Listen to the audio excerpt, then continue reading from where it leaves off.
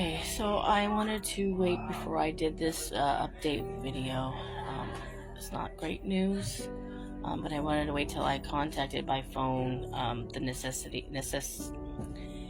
needed people up front, immediate, and close friends and family before I post this update on Facebook and on TikTok and things for all the other people who have been following along. As some of you know, we had a call. 911 EMS came out and picked up my husband. The CO2s were way too high. They did say that. When I called this morning, they did say that they did try to get him on the BiPAP machine. His body was not taking it very well, and then it was getting worse and worse with his readings to where he was coming in and out, consciously wise. And so at that time, when I talked to the nurse, they said that they had to intubate him. And so I was like, okay, so what are we talking about? And I said, be upfront and honest with me. I mean, just give it to me. Would you think he'd come out of it? They said, well, it can possibly come out of it, but sometimes it might be hard to wean him off of that once he has been incubated. I said, okay. I said, so do I need to start thinking about funeral arrangements? Do I need to start thinking about that? Now, he did say, you're not, I'm sorry, it's been a long morning. I'm not there yet. I said, okay. So I did some phone calling, let people know the updates, some family members, stuff like that. And then all of a sudden, I was on the phone with my daughter-in-law. And a call came in. It was from the hospital. So I said, okay, I gotta take this call. So I answered it, and it was actually the doctor. And he says, Ms. Sanfilippo, have you been aware of, your husband being on life support? I said, wait, what? Life support? I said, I thought he was just on an incubator. And they said, well, it is the incubator, but it's also life support. It's pushing oxygen in him, breathing for him, basically. I said, and that's when my heart sunk.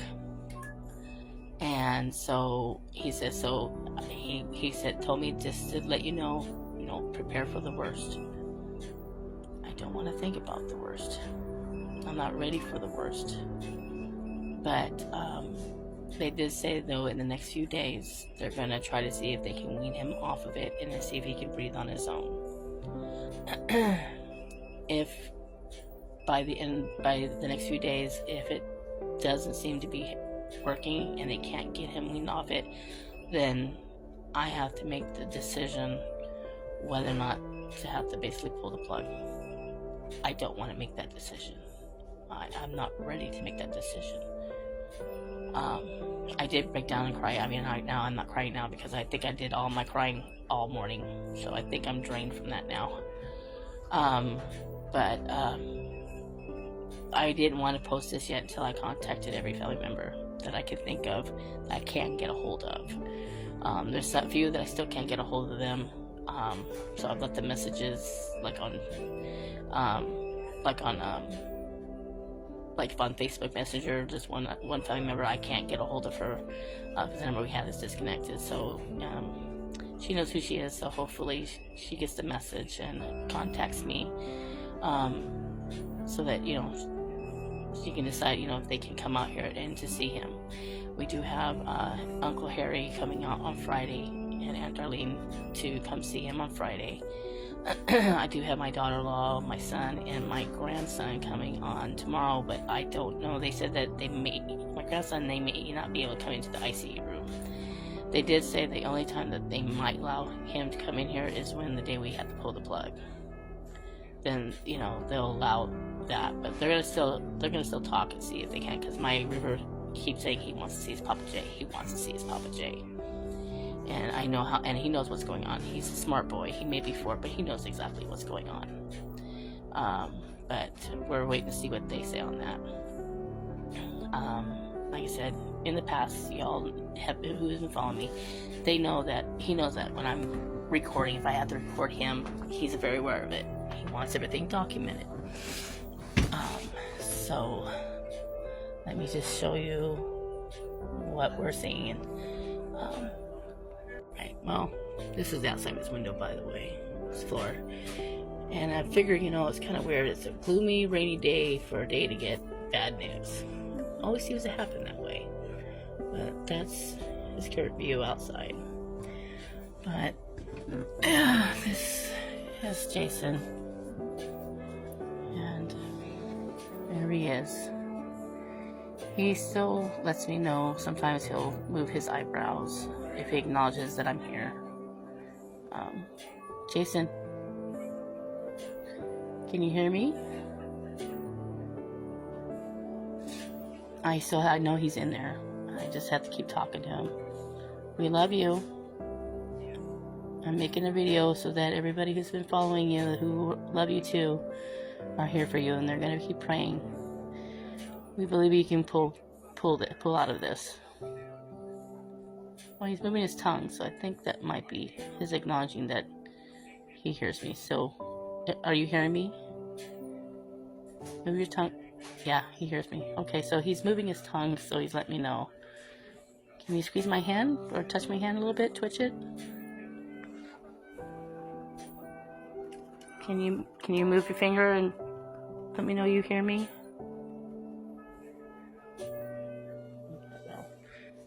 Maybe that's so much there. Alright, Jason, we love you. And, did you just say I love you too? Okay, I'm gonna say it again. I love you, Jason. Oh, maybe it's just me tripping out. I want him to be able to talk, but I know he can't.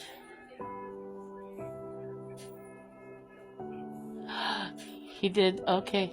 I don't know if you saw it. Oh, you weren't there. He moved his tongue 3 times. I love you too. Is that what it is? You said I love you too? Yep. Okay, he is acknowledging. Okay. I know. They did say if I didn't call, he would have been gone this morning. So, doctors did say that, if they needed to do a trachea or something in his neck, I guess, if it means to help him, are we willing to do that? I know he mentioned it with the hospice nurse last night that, you got to do what you got to do. Because remember when he said that, we were talking about the whole thing, she asked her, and he was like fine with that. So I said we will do what we need to do. But he knows that if it gets down to there's nothing more we can do, they tried everything. I mean, we're talking about everything possible. Then if it's his time to go, it's his time to go. And I know he's accepted that. Whether or not I accept that, I don't think I can. But it's something that I just have to pray about it and leave it into God's hands and see when that time comes if I have to make that choice to do it. And even though I don't want to. But I know the chaplain's going to be here when that day comes, and I know family members will be here for support. But honey, just to let you know, I'm not going to be that easy to pull the plug because I don't want to do it. But I know you've always said that if it came down to the last thing and there was nothing much more, I know you'd be okay that we have to do that. But I'm going to prolong it as far as we can because I'm not ready to let you go. Alright? So, that's where we're at. Oh, there's Care Bear.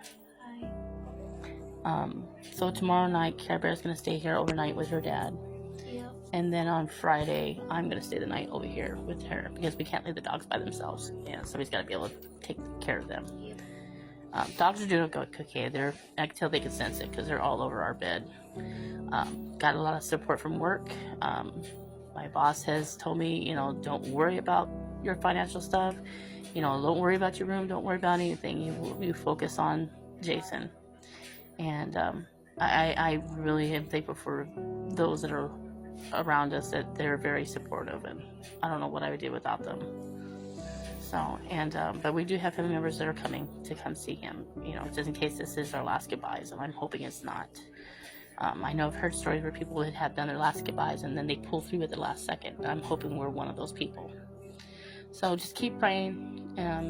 I do have that I did put it out there, if anybody wants to help with any kind of donations to my Cash App, things like that, just to help us out for food, whatever, we'll be happy to take any donations. It's not required. I'm not pushing anyone, but if you want to be able to help us out, that would be great, because I'm obviously, I'm not going to work unless I need to. I mean, I might, one of these days that I'm supposed to work this week, I might come in, just to keep my mind off of this. But my boss has already told me I don't need to, unless if I want to.